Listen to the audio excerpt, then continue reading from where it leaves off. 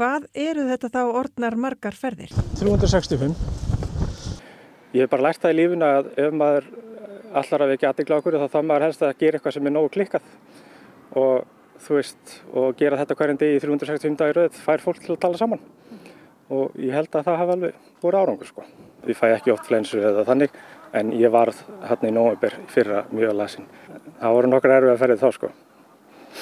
En þú stoppaðir ekki? Nei, ég fengi mjög mikið að skilaboðum, mjög mikið í alvöru sko. Bara bæði fólk sem hefur mist og er með að tala um það og segir að þetta hafi gefið sér einhverja von sem að þau kannski skilja ekki alveg hvað það er en samt sem aður.